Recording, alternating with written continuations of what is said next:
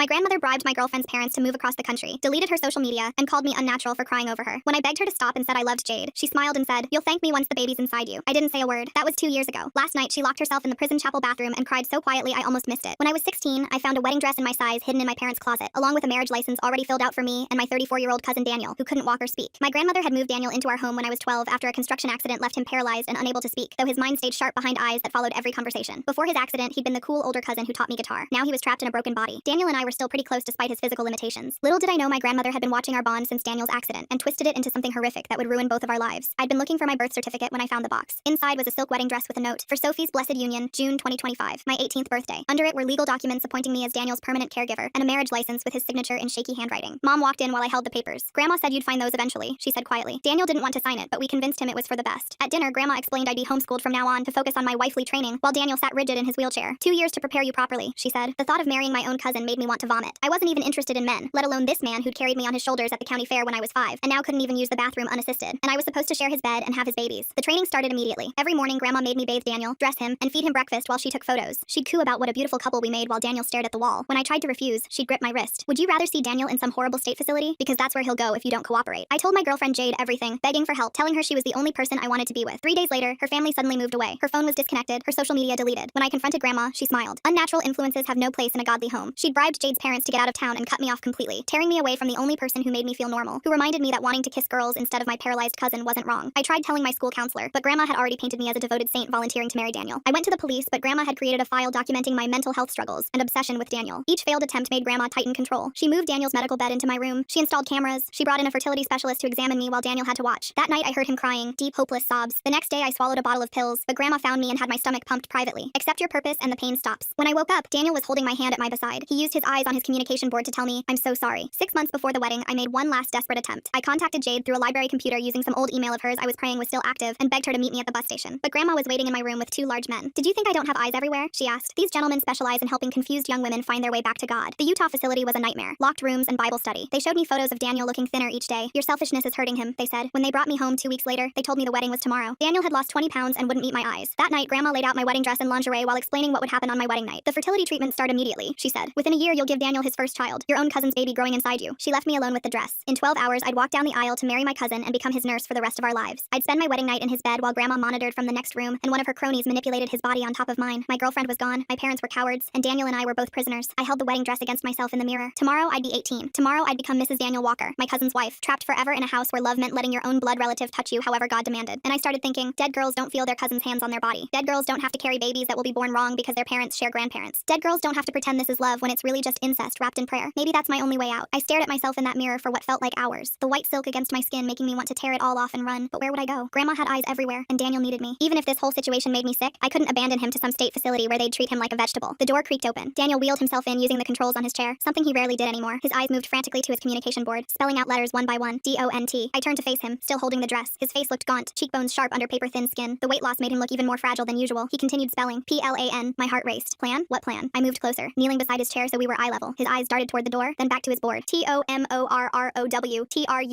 Footsteps echoed in the hallway. I quickly hung the dress back up and pretended to straighten the lingerie Grandma had laid out, fighting the urge to vomit. Daniel's chair whirred as he backed toward the door. Grandma appeared, her smile sharp as broken glass. "Daniel, dear, you shouldn't be in Sophie's room this late. Save your energy for tomorrow." She gripped his chair handles and steered him out before he could spell anything else. I lay awake all night thinking about his message. Trust him tomorrow? During the wedding? What could he possibly do? He couldn't speak, could barely move his hands, but the desperation in his eyes had been real. Morning came too fast. Grandma burst in at dawn with her prayer circle. 5 women from church who cooed over me while forcing me into the dress. They curled my hair, painted my face, all while reciting Bible verses about wives submitting to their husbands. One of them, Mrs. Henderson, kept talking about how blessed I was to have such a godly purpose. Mom appeared briefly, avoiding my eyes as she placed a pearl necklace around my neck. "Your father's waiting in the car," she whispered, then fled before I could respond. The church was small, just family and Grandma's inner circle, maybe 30 people total, all complicit in this nightmare. I walked down that aisle on my father's arm, each step feeling like walking toward my own execution. Daniel sat at the altar in his best suit, his wheelchair decorated with white ribbons like some sick parody of a wedding car. Pastor Williams smiled warmly, as if this was perfectly normal, as if marrying your paralyzed cousin at gunpoint was just another Tuesday in God's plan. He began the ceremony, his voice echoing in the small space. When he asked if anyone objected, Daniel's hand twitched, just slightly, but I saw it. His eyes moved rapidly, and suddenly his communication board fell from his lap, clattering on the floor. As I bent to pick it up, I saw something taped to the back, a folded paper. My hands shook as I grabbed it, slipping it into my bouquet while pretending to adjust the flowers. Grandma's eyes narrowed from the front pew, but she couldn't stop the ceremony now without causing a scene. Pastor Williams continued droning on about holy matrimony, while I unfolded the paper behind my flowers. Daniel's shaky handwriting filled the page. "When he asks you to say I do, I will have a seizure. Real one. Ambulance comes. Hospital. They'll find the substances she's been giving me. Evidence hidden in my chair. Both free." My eyes snapped to his. He blinked once, slowly. Confirmation. broken. The substances. Of course. How else could Grandma keep a grown man compliant? How else could she forge his signature? Daniel had been planning this, fighting through whatever sedatives she pumped into him to write that note, to hide evidence. Sophie, Pastor Williams said, do you take this man to be your lawfully wedded husband? I looked at Daniel, his jaw clenched, neck muscles straining, his eyes rolled back, and his body began convulsing violently in the chair. The seizure looked terrifyingly real, foam gathering at his mouth as his limbs jerked uncontrollably. Grandma screamed, rushing forward. Not now, not during the ceremony, but others were already calling 911. Mrs. Henderson tried to hold Daniel's head still while Mom frantically fanned him with a hymnal. The small church erupted in chaos. The paramedics arrived within minutes, though it felt like hours. They immediately started checking Daniel's vitals, one of them frowning at his medical bracelet. Ma'am, what medications is he on? Grandma rattled off a list, but the paramedics' frown deepened. These substances, several of these shouldn't be mixed. And these doses, what's really going on with Daniel's supposed signature on those papers if he can barely move his hands? The timing of finding that dress right when Sophie needs her birth certificate seems oddly convenient, and I'm curious about how Grandma managed to get everyone. He turned to his partner. We need to get him to the hospital now. As they loaded Daniel onto a gurney, his hand fell open. A small USB drive tumbled out, rolling across the church floor. I dove for it, snatching it up before Grandma could see. I'm riding with him, I announced, still in my wedding dress. The ceremony, Grandma sputtered. We can finish when he's stable. He's my cousin, I said loudly, making sure everyone heard. My cousin needs medical attention. Several people shifted uncomfortably. Maybe they'd been able to ignore the incest when it was dressed up in white silk and Bible verses, but hearing it stated so plainly made it real. The hospital waiting room felt like freedom after months of captivity. I clutched the USB drive, wondering what evidence Daniel had managed to collect. A nurse approached after an hour, her face grave. Are you family? His cousin, I said firmly. Just his cousin. She nodded slowly. The doctors found some concerning things in his blood work. Multiple sedatives, some at dangerous levels. We've had to contact the authorities. Grandma arrived then, Pastor Williams at her side. This is all a misunderstanding, she began, but the nurse cut her off. Ma'am, we'll need to speak with whoever has been administering his medications. I stood up, still in my wedding dress, but feeling stronger than I had in years. That would be my grandmother. She's been drugging him. I have evidence. I held up the USB drive. The next few hours blurred together. Police arrived. Social workers. Adult protective services. The USB drive contained audio recordings Daniel had somehow managed to make, documenting Grandma discussing the substances, the forced marriage, everything. He'd been fighting back the only way he could, gathering evidence while pretending to be completely helpless. They arrested Grandma right there in the hospital waiting room. She kept insisting this was God's plan, that she was saving us both. The officer reading her rights looked disgusted. Mom broke down crying, finally admitting she'd been terrified of Grandma for years. Dad just sat there staring at his hands. The rest of the family scattered like roaches when the lights came on. A social worker named Marcus sat with me, explaining my options. At 18, I was free to leave. They'd found Jade's family, confirmed Grandma had paid them $50,000 to relocate. That money could be recovered. Charges could be filed. What about Daniel? I asked. He'll need significant medical supervision while they wean him off the substances safely. After that, he'll be evaluated for appropriate care facilities or independent living support. Marcus paused. He's been asking for you. Would you like to see him? I found Daniel in a hospital bed, looking more alert than he had in months. His communication board was propped up beside him, and his eyes immediately went to work. THANKYOU. I shook my head. You saved us both. He spelled slowly, deliberately. NOTYOURFAULT.